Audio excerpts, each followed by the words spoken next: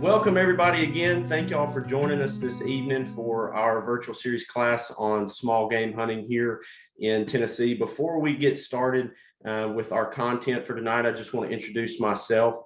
My name is Jeb Beasley. I am the East Tennessee field rep for the Tennessee Wildlife Federation, and I work specifically with the Hunting and Fishing Academy.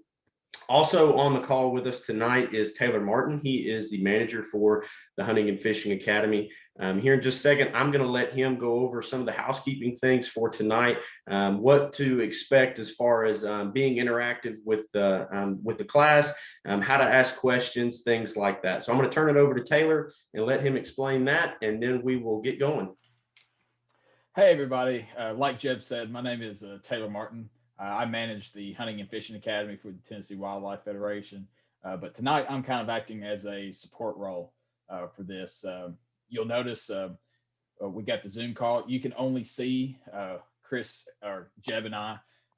All of you are on mute, and we can't see you. But we appreciate everybody joining in. It looks like we got just over 30 people tuning in to this, so we really appreciate y'all spending the evening with us.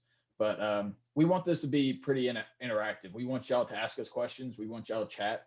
And Zoom makes that pretty easy. So if you have any questions that you'd like to ask us, use the Q&A function there at the bottom. That really helps us keep track of questions that we have and haven't answered. So at any point, if you have questions, please throw them in there, and we'll get them answered.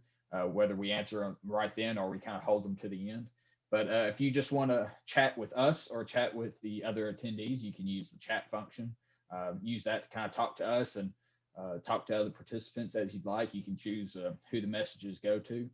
And throughout this, we're going to have a few poll questions that come up. Jeb will let you know with those coming up, but those just help us kind of get a better understanding what everybody's here to do tonight, and make us a little bit better when we hold these in the future.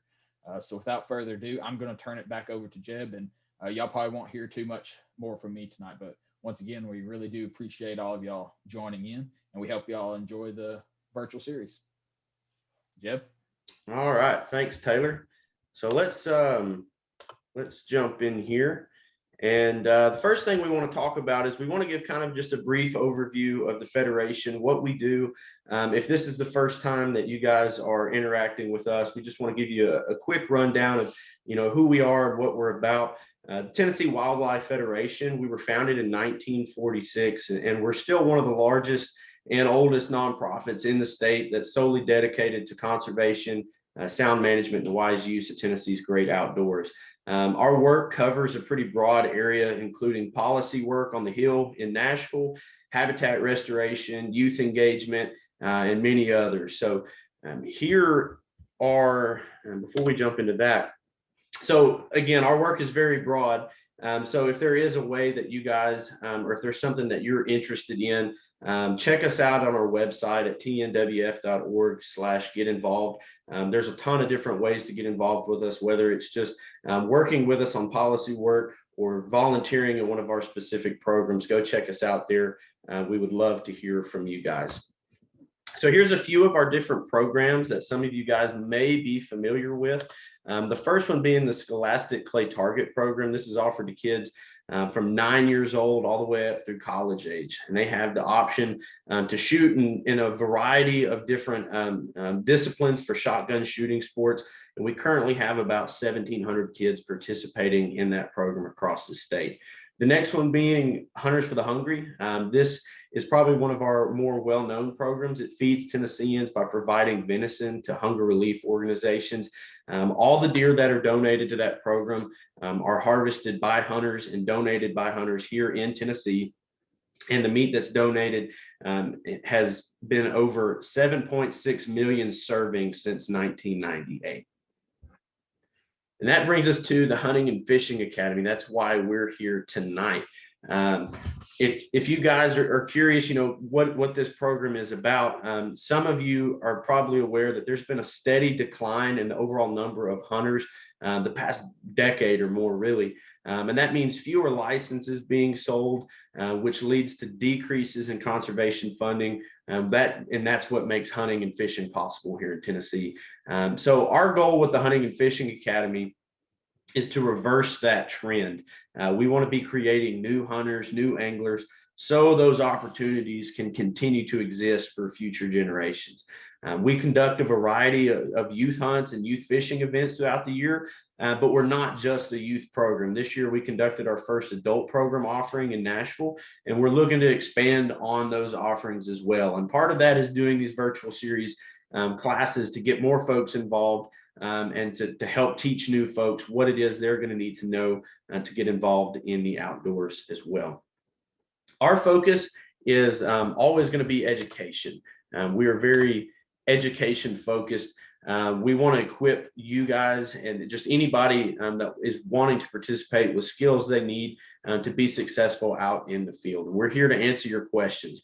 We have a lot of volunteers that work with us that are very experienced outdoorsmen and women that help us run our events and help us do these virtual classes. So we have a pretty good range of resources that if you guys have questions, whether I know it or not, I can probably get you in touch with somebody that knows the answer to it. So we're here to help you guys. We know not everybody grew up in a hunting family. If you're like me, that's just what you did when you grew up. That's what my dad did and his dad did before him.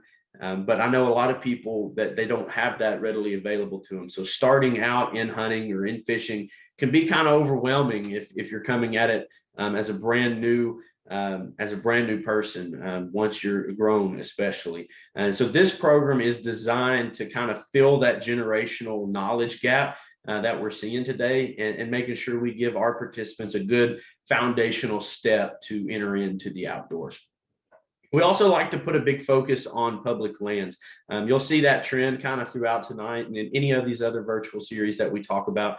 Public lands is always going to be something that we bring up, and we'll talk about that a little bit more in detail later on tonight.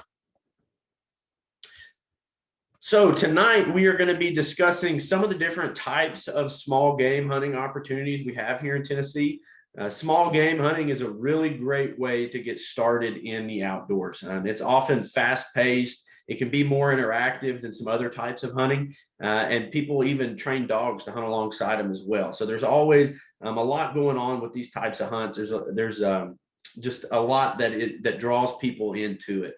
It's a great time of year to be out and chasing small game as well. The deer season has just recently ended. Waterfowl season has ended and is coming to a close. We're still a few months away from turkey season. So whether you're brand new to hunting or you're just looking for another way to spend time in the woods, you're in the right place.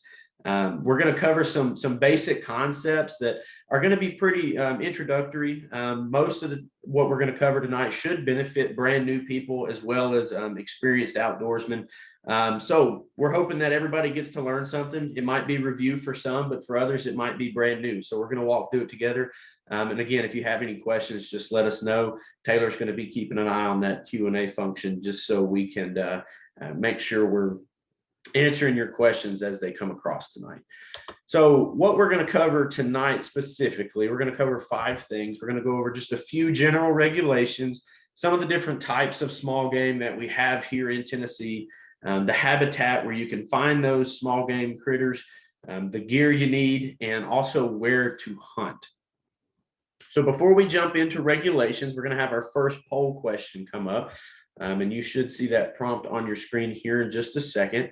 And the question is, have you ever hunted small game of any type? We just want to get a good guess as to what your guys' experience level is, and also just how we can keep the conversation moving this evening. So if you guys just want to take a few moments to fill that out, we will get started as soon as we get our results back here in just a second.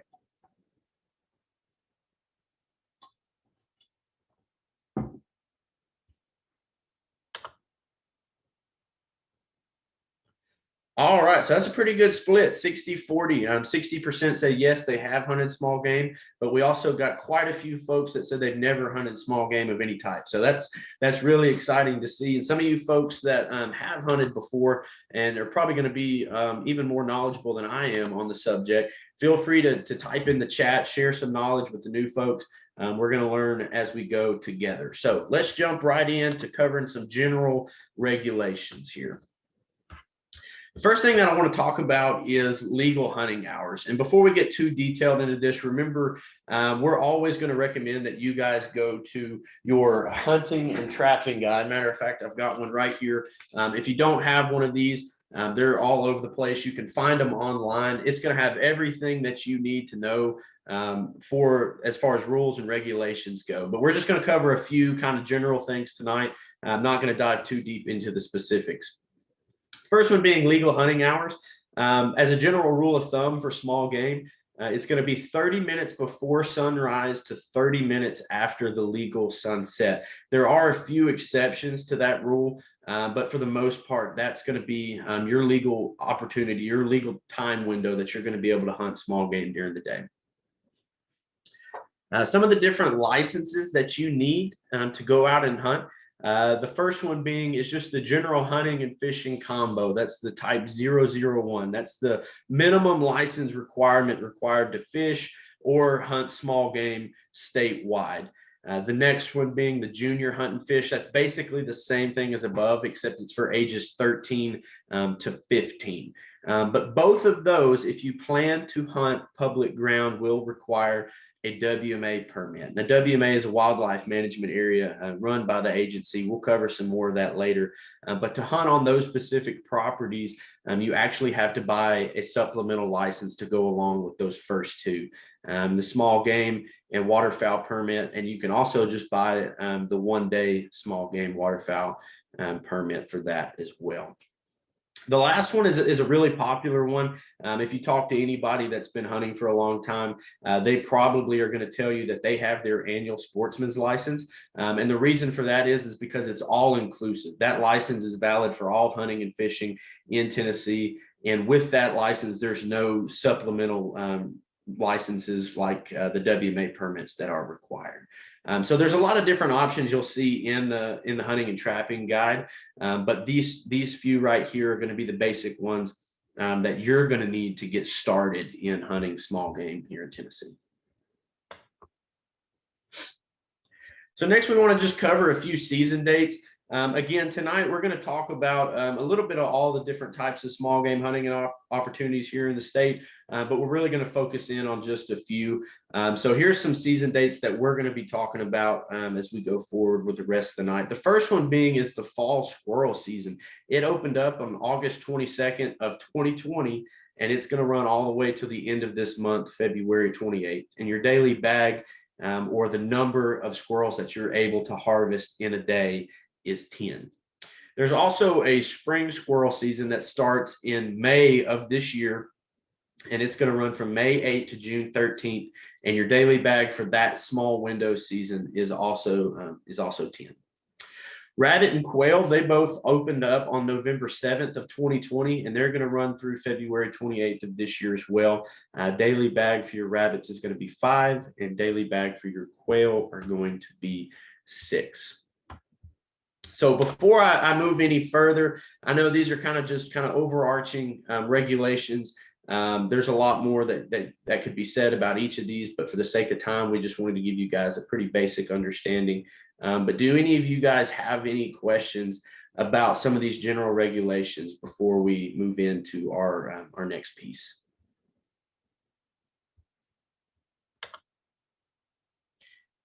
And Taylor, if I start talking and I miss a question, feel free to jump in and stop me. All right. Here, Jeb, excuse me.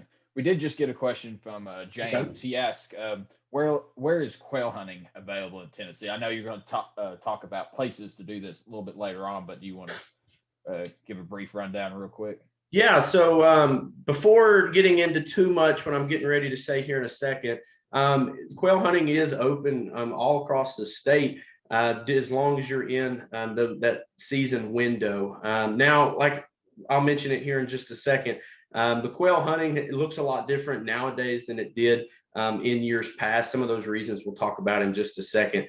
But whether it's private land or public land, you should be able to at least go out and hunt quail anywhere statewide. So we'll talk a little bit more about that here in just a second. All right, did we have any more?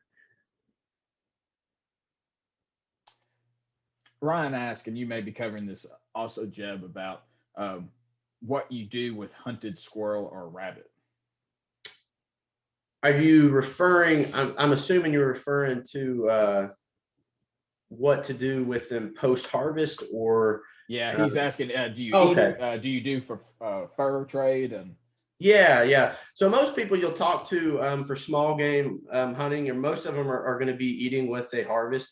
I know there's a lot of great recipes out there for rabbit and things like that. We'll even share some of those things with you guys after the class is over tonight. But most of the people that are going to be hunting them, yes, they're going to be pursuing those for the food aspect of them. Okay, so now that we've talked a little bit about that, let's talk about some of the different types of small game that we have here in Tennessee. We're going to talk about a few. There's a lot more that I could mention, but for the sake of time, we're going to talk about the ones that are probably most heavily hunted here in the state and that are the most prevalent. And the first one being squirrels.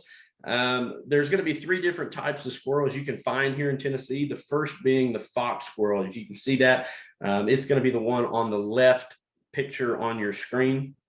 These are typically much larger than most squirrels you'll see running around. They're easily recognizable, and you know, they get their name due to their resemblance to the red fox. They have a bright reddish belly and a red tail as well. Even sometimes they'll have white markings across their face. And if you see one of those, you'll notice that it looks much larger than just a regular squirrel. The second being a red squirrel, which you'll see there in the middle of your screen. These are going to be the most rare of the three types you see here in Tennessee, unless you live in the higher altitudes over close to the mountains or in the mountains here in East Tennessee. You may never see one of these. They're typically a little bit smaller than your average squirrel, and they're a lot brighter colored, as you can see from the picture. The third being the gray squirrel. These are probably the most common you'll see in the state. You've probably seen these running around your yard, or if you like to deer hunt, they're frantically running through the woods, making you think it's that buck you've been chasing after all year. But again, they're gray in color and they have a bright white belly on them as well. So the next type of small game we're going to talk about is rabbits, and cottontail rabbits to be specific. I'm sure by looking at the picture there in the middle, you can tell where they get their name.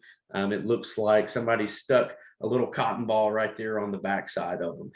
But these rabbits, they're extremely adaptable creatures. That's why you can find them in practically any environment. They thrive in woodlands, open grasslands, deserts, and even swamps.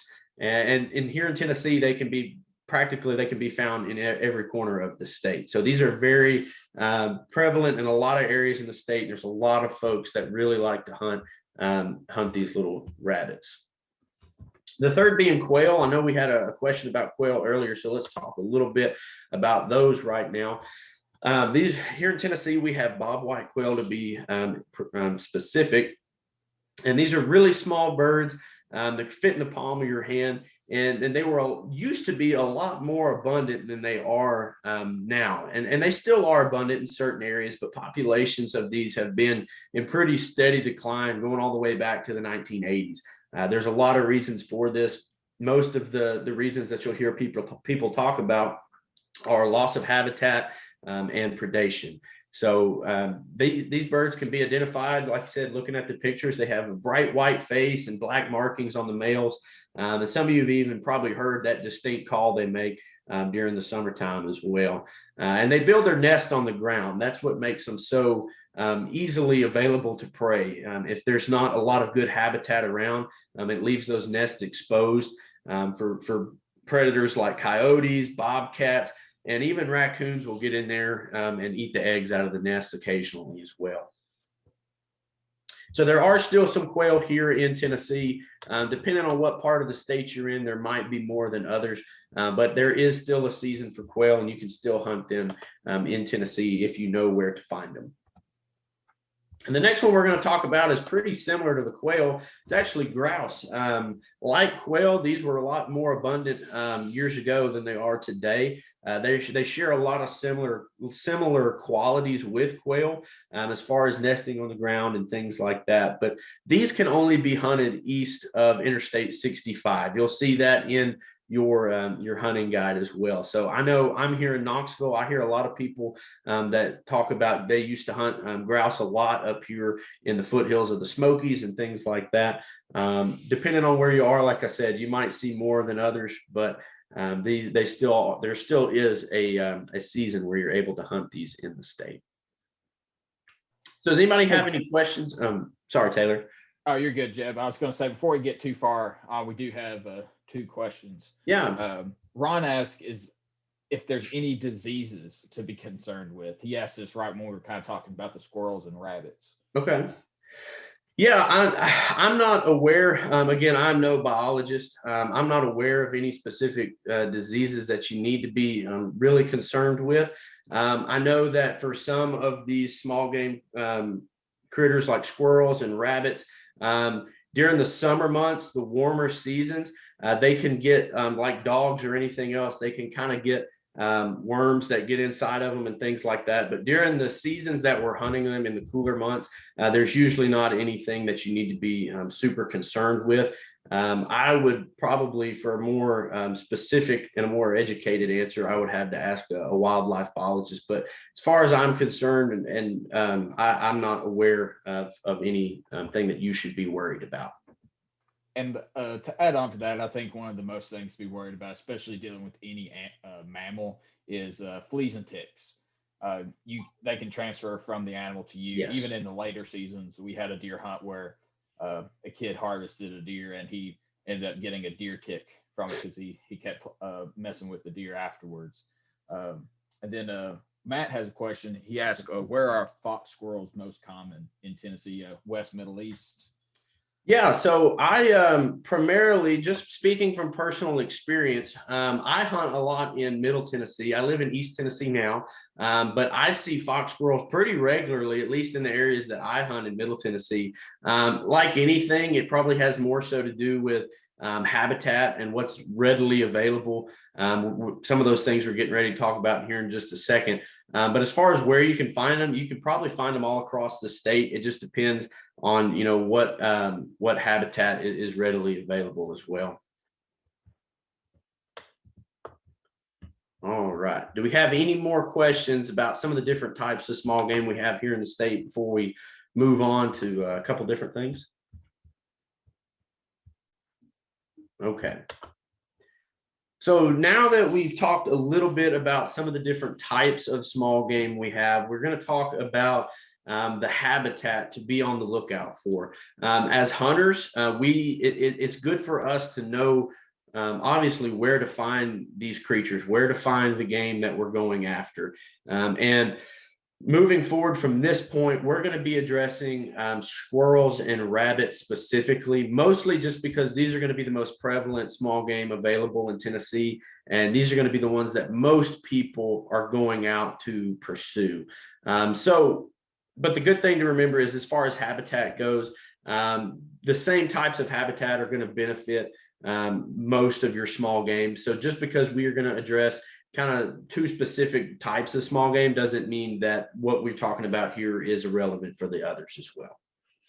So no matter what type of small game we're talking about, we're always going to go back to thinking about 2 things in terms of habitat: cover and food sources.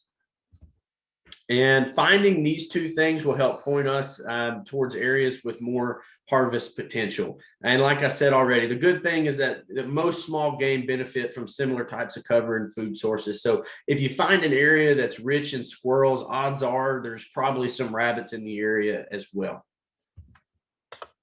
So let's talk about cover here for a second. What are some of the things that you want to be on the lookout for when you're hunting small game and thinking about the types of cover that they need?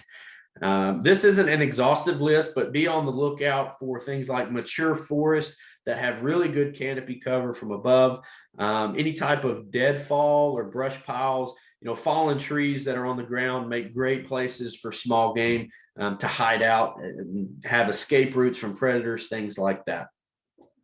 Brambles, basically, if you see a big thorny patch in the woods that you would try to walk around, that's what we're talking about. Small game like squirrels and rabbits, they love that stuff. They get in there, they feel safe, they feel secluded. They don't feel like anything can really get them while they're in there. So those make great places to go and look for critters like rabbits and squirrels. Overgrown fence rows is another great one. If you live in an area with a lot of agriculture or anything like that, if a farmer keeps his fence rows kind of grown up, I know sometimes we look at that and think, oh man, that's no good. But for small game's sake, it can be great. Those tall grasses, things like that, that provides them with a lot of cover that they can use to access different areas and do so safely while avoiding predators as well. And again, each of the small game types of small game that we've talked about, you can find them almost anywhere in these types of things. Like I said, each one is going to benefit from similar types of habitat, similar types of cover. So just because you are not seeing them doesn't mean that they're not there.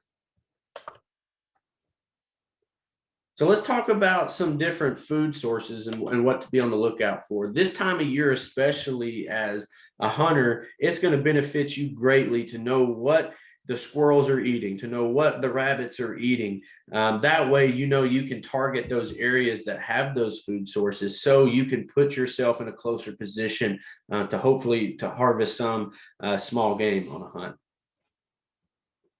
And the good thing too is, again, like we said earlier, squirrels and rabbits, they eat a lot of the same foods. So if you can find one or two of these things, your odds are you're probably going to be positioning yourself in a pretty good place to find some squirrels or find some rabbits or whatever it is you're chasing after.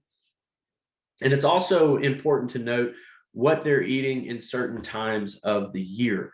During the fall time of year, be on the lookout for nuts, things like acorns, walnuts. That's a really big popular item early in the fall when the leaves are starting to drop and the acorns are starting to fall as well. If there's any type of nearby agriculture, maybe a cut cornfield or a cut soybean field on the edge of a big patch of hardwood timber, that's a great place to look for small game late in the year. That food source is readily available there for them. It's not hard for them to go find it. So they're going to be out there until all the food is gone. Then also woody browse, especially really late in the year, the cold winter months, once most of the food has been kind of picked over, anything like little twigs and sticks that you'll find in those big patches of timber, that offers small game lots of an additional food source late in the year when things start to get harder to find. But just because we are hunting in the fall time of the year doesn't mean that we should ignore the foods that they're eating in the spring. Things like native fruits, blackberries, those are great little food sources for things like rabbits and squirrels as well. Any type of leafy vegetation, clover, wildflowers, those types of things are also going to be great food sources for small game in those spring months of the year. So if you can find those things, even if it's out of season and you're doing some scouting to prepare for next fall, finding places that have diversity of food really is going to be the greatest thing that you can do as far as finding out where these critters are eating, what they're feeding on, things like that. And just in case you're not super familiar with what some of those things look like. Here's some example. There in the top is some rabbits in a clover field. If you've never seen wild blackberries growing in Tennessee, there's a picture of some there. And those down here, if you're like me, the picture in the bottom middle makes you want to sneeze already just because of the pollen. But any type of leafy, flowery things in the springtime of the year, that offers a really good food source for rabbits especially. So does anybody have any questions on habitat or cover, food sources, any of those things that we've talked about? I know we're kind of working through this pretty quick, but we want to make sure we have time to answer all your questions. And especially at the end, we're going to spend a good time just addressing what it is you guys would like to know.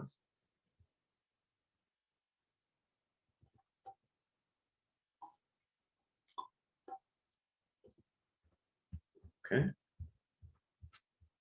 So we don't have any questions on that. Let's move into talking about gear.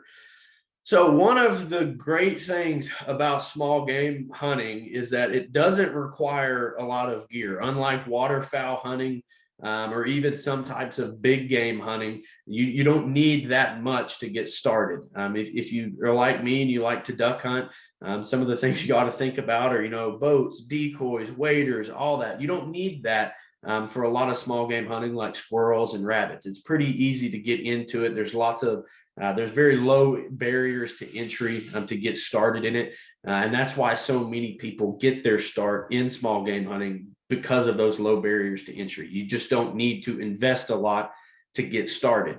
And everybody hunts with different gear. Your gear is probably, it will slightly vary just depending on the type of small game that you're choosing to pursue.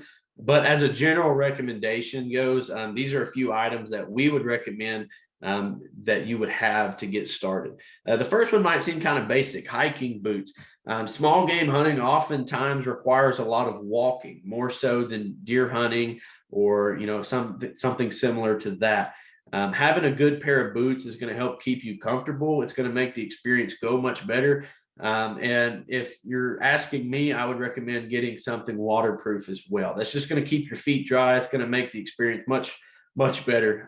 If you go out there in a pair of tennis shoes or something like that, you're probably not going to want to spend a whole lot of time in the woods. You'll be muddy and your feet will get wet and cold. So having a good pair of boots goes a long way in small game hunting. The next being, a basic backpack or some type of game vest. This is going to help you carry any additional gear that you've harvested or you bring with you, any harvested game. It's also convenient for carrying snacks and a drink into the woods as well. If you're like me, you never go into the woods without a snack and something to drink. So having something to carry that is always a good idea as well. We're always going to recommend that you wear your Blaze Orange. That's just a safety precaution. It's not always a legal requirement, but we will always recommend that, especially if you're hunting on public land. It's just a way to keep you safe and keep those around you safe as well. So if you've got an orange vest or hat, we'd recommend that you throw that on if you're going to head out to the woods this year. And then as far as a firearm goes, we're going to recommend that you use a 12 or a 20 gauge shotgun. You can get by with using something smaller like a 28 or a 410, but most people that you talk to are going to be using a 12 or a 20 just because of the versatility of it. You can hunt a lot of other things with a 12 or 20 gauge, but that's not to say that's your only option. That's just what most people are going to be using. And we're going to recommend that you put a modified or an improved cylinder choke. And if you're new to kind of shotguns and what all that means, is that's going to be what controls the density of your pattern and the BBs when you shoot. It's going to a modified and improved cylinder. It's going to help you have a pretty good range as well as giving you a pretty good spread of pellets at further distance as well. So it makes it a little bit easier to hit small game when they're running away from you real quick. And the shell size is usually going to be a 2 3/4 inch or 3-inch shell with shot size number 5 or number 6. And just in case, again, if you're not used to buying these types of things, here's some examples of just what to look for. That there on the left is just kind of a basic small game vest. You can find those anywhere. You can go to your local Academy Sports and they'll have everything you need there to get started. And if you're new to firearms and you're new to buying ammunition and you want to go small game hunting, a general rule of thumb is if it's got the thing that you are wanting to hunt on the box, that's probably what you need. But to be more specific, you're always going to have on each box of shotgun shells, you're always going to have this information listed on the front. You can see that on the far right picture. It's going to tell you your gauge, which is 20, the size of the shell, which in that case is a 2 3/4 inch. And then on the far right, you see the shot size. And we're always going to recommend for general small game purposes that you go with a number 5 or a number 6 shot. Hey, Jay, we got a couple questions rolling in about Ryan asks if you can use a 22 rifle for small game. And definitely, I say yes. 22 is a good option. a lot of times we, as the Hunting and Fishing Academy, we recommend people getting like with a 20 gauge or a 12 gauge shotgun because it is easier for them to hit. But a 22, if you use that, you have a better chance at preserving more meat because, as you probably can guess, a 12 gauge shotgun can mess up a lot of the meat on a squirrel if taken at pretty close range. So a 22 helps you preserve a lot of that meat, but it also makes it a little bit harder to hit. Yeah, absolutely. Yeah, absolutely. That's what, especially if you've got younger kids that you're taking out, and you don't want them to get discouraged. It's oftentimes, like we said, a lot easier to hit the game if you have a shotgun of some sort. But again, those aren't your only options. Those are just kind of general recommendations of what we would say would be the most overall used, I guess. And then Joseph asked if it's legal in Tennessee to use archery to hunt small game. I am actually not completely sure on that. I could look it up in the guide. Do you know the answer to that, Taylor? I believe it is, Jeb. I think it's in part of the legal takes and means. Yeah, I was about to say, if you go to your hunting guide or you look it up online, one of the first sections that you'll see in the front of it is a section called Manner and Means, and it goes through all the legal ways that you can harvest game in the state, and it breaks it down by small game, big game, things like that. And I was actually just looking at that the other day, and I can't remember if I saw archery or not, but before I lead you astray, I would just recommend that you reference your guide as well. Archery equipment is allowed for small game, Jeb. Okay, perfect. Yeah. Yeah, we've got some folks saying it's legal. They checked their guide. It's on page 12. So perfect. Perfect. All right. Does anybody have any other questions on some gear, things like that, before we kind of move into the last piece and we start answering some questions?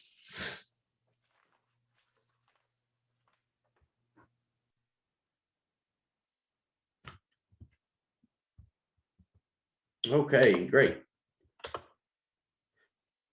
So the last thing we want to talk about is where to hunt. One of the many reasons that a lot of folks who want to hunt don't is that they don't know where to go.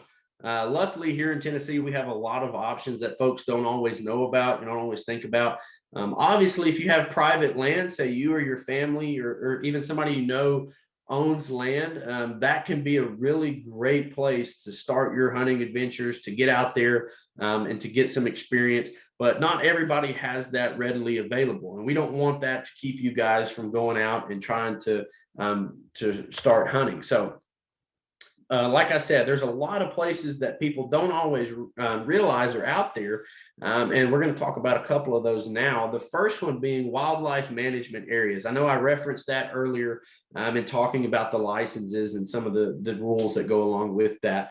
But whether you realize it or not, you are a part owner of the thousands of public land acres that Tennessee has to offer. These WMAs, or wildlife management areas, they're managed by the state agency, TWRA, for you to utilize. And there's many different options across the state. If you look at the little map picture there in the bottom left of your screen, all that you can see in green, those are all WMAs that are open to hunting. Now, each has its own set of rules and regulations that go along with it, but don't let that overwhelm you. Like we've said 100 times already tonight, everything is in that guide that you need to know. And I can do my best to answer any specific questions that you have here in just a second. But again, each has its own set of rules, but it's usually very straightforward. It's easy. Go online and check that out. And we are going to be sending you guys the link afterwards so that you can get online, access these maps and see where it is. You know, there might be a WMA near you that you can start hunting on. And the second one is similar to WMAs, but if you're here in East Tennessee, especially, the Tennessee Valley Authority has thousands of acres of undeveloped lands that they allow you to hunt on. Now, these are not managed by TWRA, but they do follow the same statewide seasons and the general regulations for all hunting activities. So just like the map there on the bottom left, the one on the bottom right is very similar. It shows you all the different places. It'll be in purple where you are allowed to hunt. And again, we're going to be sending out the link to both of these maps so that you guys can have some time to go home and play around with those maps and just see where it is there's some different hunting opportunities. I grew up in Middle Tennessee. I live in Knoxville now, and I'm always looking for new places to go hunting. And before I got online and started looking at these maps, I had no idea that there was this many public land options. They're a great place to go out. I know a lot of times folks don't want to go hunt public lands, but there is a ton of opportunity, and there's a ton of great opportunity to find success as well. It just takes a little bit of homework before you go out there to do it. So I really encourage you guys, once we send a follow-up email here tomorrow, go and look at these maps, check out some places that are close to you, and figure out, if there's a good option for where you can go try to start hunting small game. Does anybody have any questions on that?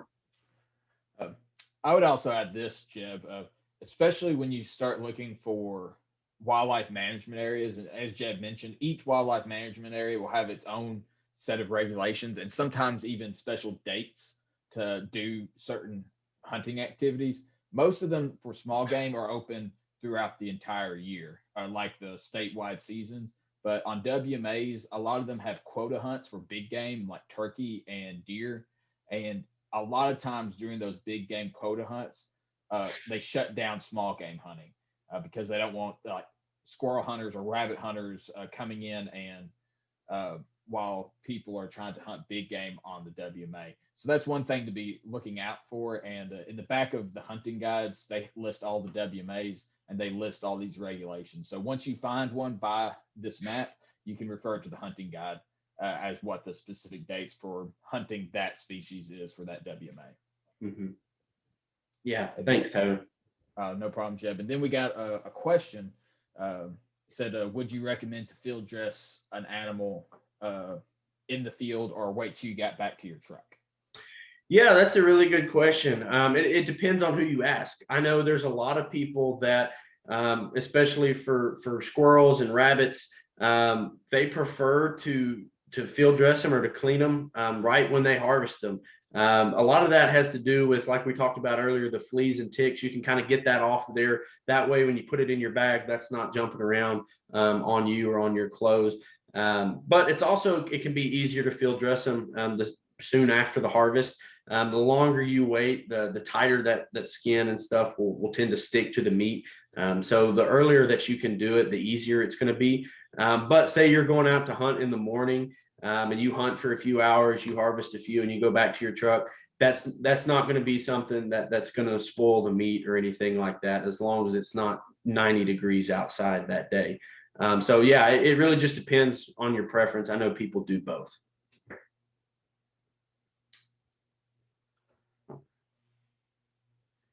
Do we have any more questions? Yeah. We have one from Will.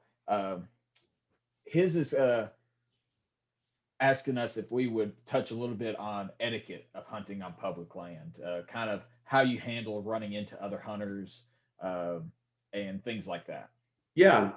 As somebody that hunts public land pretty frequently, and Taylor, feel free to chime in if I, forget to say something. But I mean, the thing for me is, and if you're asking me, I'm just always going to say, be courteous. There's nothing out there in the woods that's worth fighting over.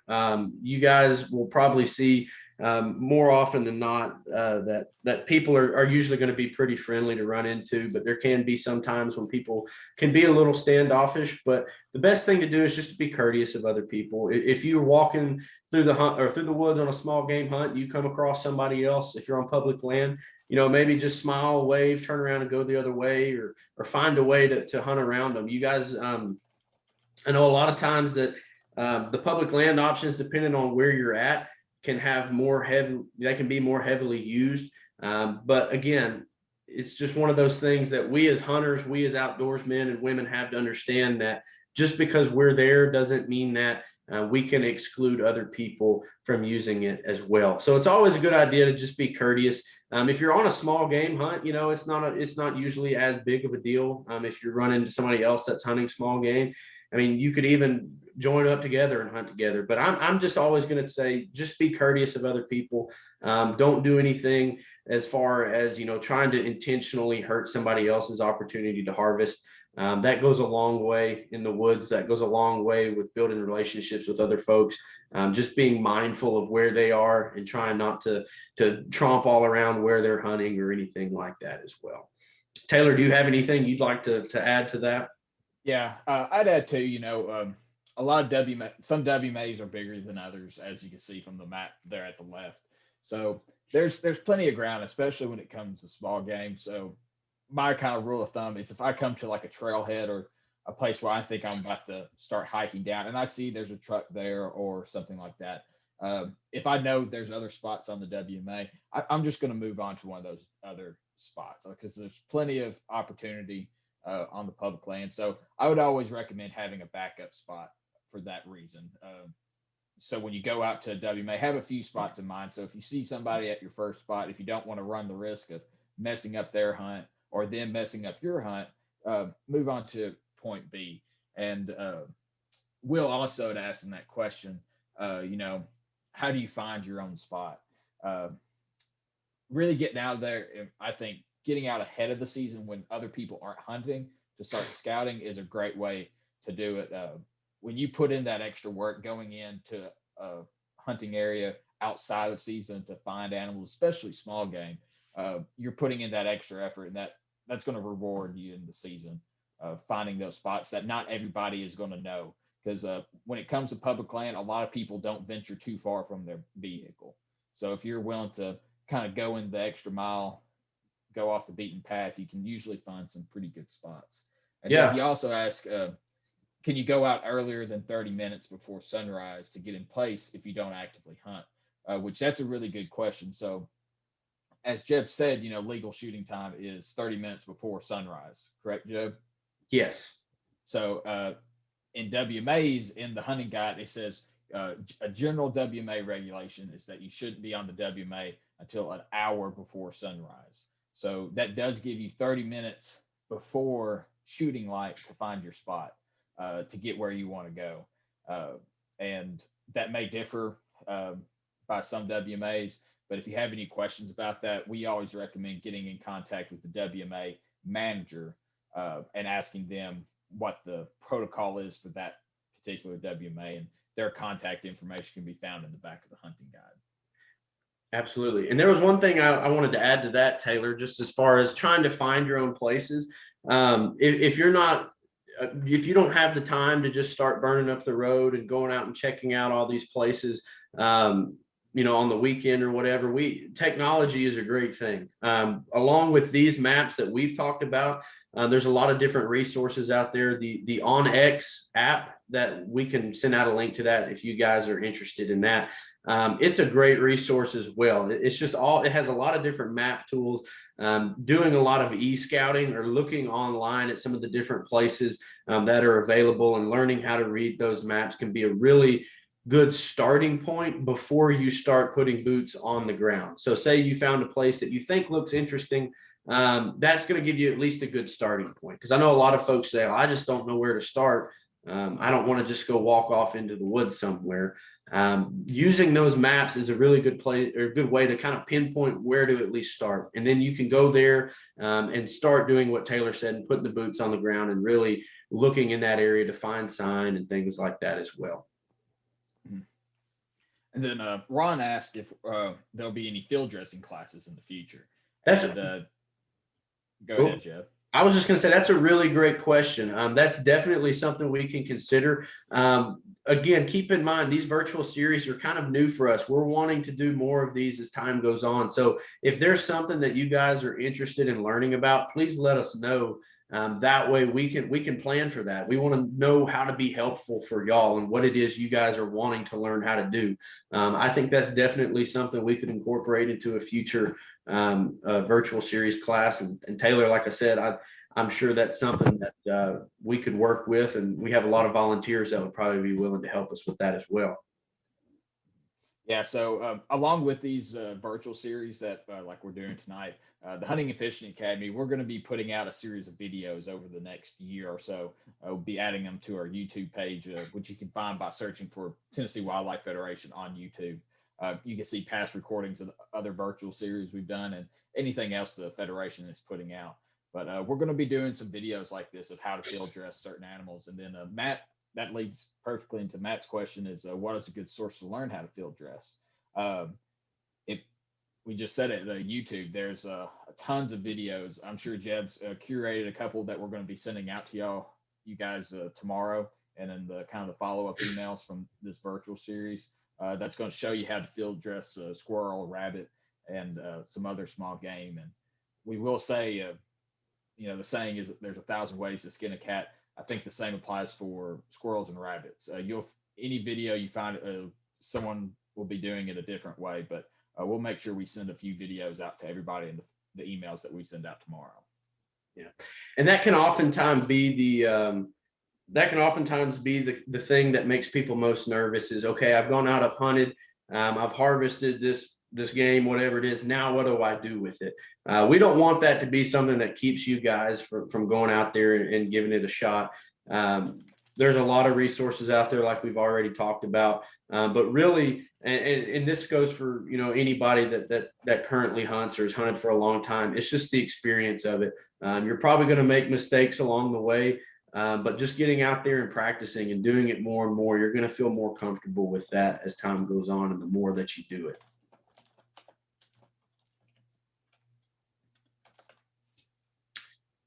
Okay. Well, guys, at this point, I've covered all the main talking points that I wanted to cover. But like I said, we really just want to say thank you guys for joining us. We hope you all learned something, or at least got to review some old knowledge. I'm going to be hanging out with Taylor here for just a few minutes to cover, any last minute questions that you guys have. Again, we're going to be sending out some additional information and some additional resources tomorrow. But at this point, Taylor, unless you have anything else to add, I guess you guys are free to go, but we're going to be hanging out here to answer a few last minute questions that you guys have got. Anytime you need anything, or you've got questions, feel free to reach out to us. Check out our website. I know we've got a lot of youth events coming up as well for small game hunts. So if you've got kids and you're wanting to learn a little bit more about how to get involved, let us know. You can go online to our website at tnwf.org and go to the Hunting and Fishing Academy page to see all of our upcoming events. So I really encourage you guys, if you've got kids, to go check those out as well. And Jeb, while we got a few people still hanging out with us, we got a question from Matt. He asked, what's the best time of day and weather for squirrel hunting? Yeah, for squirrel hunting, it like, again, you probably, depending on who you ask, you're going to get a different answer. But most of the time, I know that folks are going out usually early in the morning. If you're a deer hunter, right about the time that the sun starts coming up, you'll start hearing those squirrels jumping around on the ground. So getting out early in the morning is usually a good time to go. Late in the evening is also kind of a good rule of thumb as well. Those are going to be the time of days that those squirrels are getting up and kind of looking for their food sources early in the morning, kind of in the afternoon. But again, it just depends on who you ask. But if you're asking me, I'm going to say early in the morning is probably going to be your best bet right there, those first couple hours after legal shooting hours. Mm-hmm.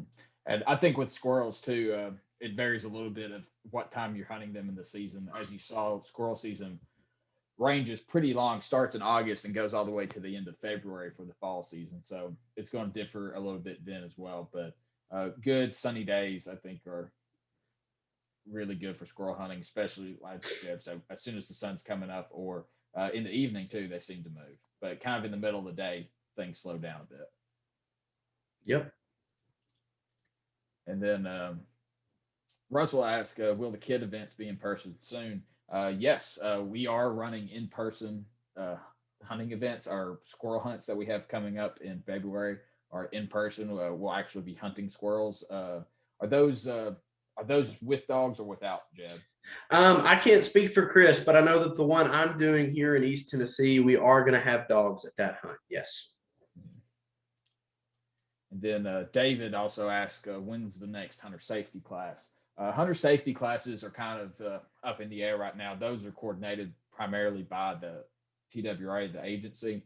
Hunter Ed has moved completely online. You can go take the NRA course, which is free, and you'll be fully Hunter Ed certified when you pass that online course.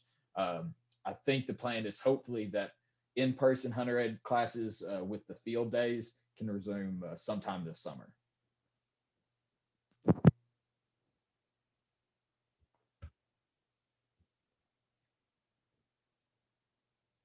Then Matt's asked, what's a general rule of thumb for proper space between hunters on public land?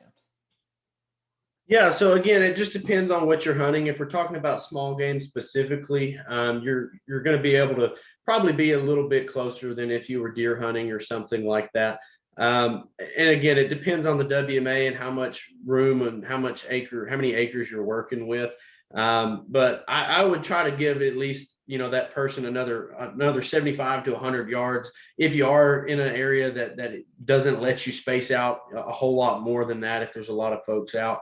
As a general rule of thumb, if I saw somebody, I'm going to try not to get much closer than 100 yards to them, just because I don't want to interfere with whatever it is they've got going on with their hunting as well. But again, it depends on where you are, what the terrain looks like, things like that as well. Taylor, would you add anything to that?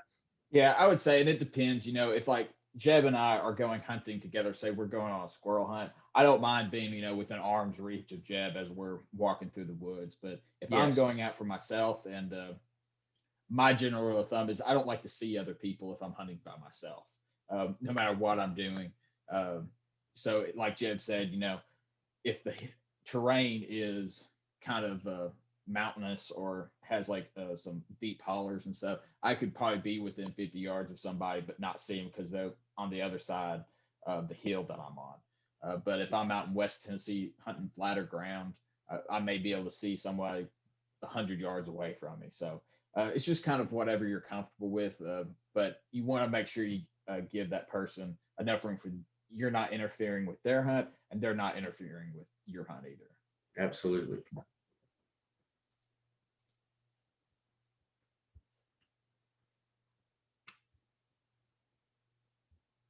All right. Does anybody else have any more last minute questions? I know we've kind of hit our hour mark right on the dot.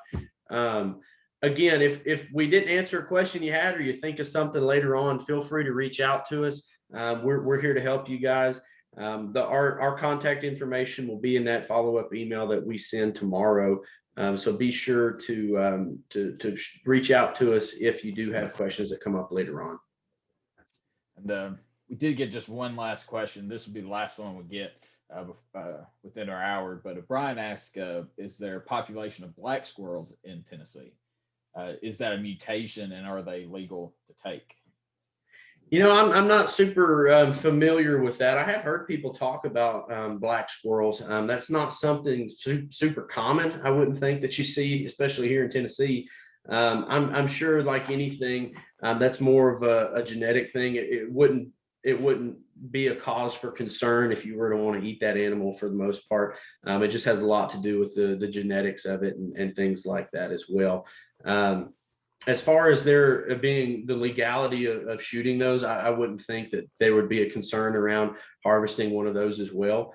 I would have to maybe, like I said, talk to somebody that knew a little bit more on that topic. But as far as a general rule of thumb goes, I wouldn't think that you wouldn't be allowed to harvest them. What are your thoughts on that, Taylor? They do exist. I know that. But as far as saying if it's a mutation, I was a business major, not a wildlife biologist, unfortunately. So I couldn't answer that. But we might try to find that out and put the answer into the follow-up emails that we have. I know there's white squirrels in Tennessee. My mom is from Kenton, Tennessee. It's home of the white squirrel. You see a bunch of albino squirrels running around all over there. But we'll try to find that answer for you, Brian, and we'll include that in the follow-up email for tomorrow. Yeah, absolutely. Well, thank you guys so much again. We hope y'all learned something. Like I said, we're just super grateful to have you guys participate with us. If there's ever anything that we can do for y'all, let us know. We're here to help. We're looking forward to doing more of these in the future. So if you've got ideas on stuff that you'd like to learn about, send them our way. That way we can be of better service to you guys. But with that being said, we'll sign off for the night. We'll look forward to the next one. Hope you join us then.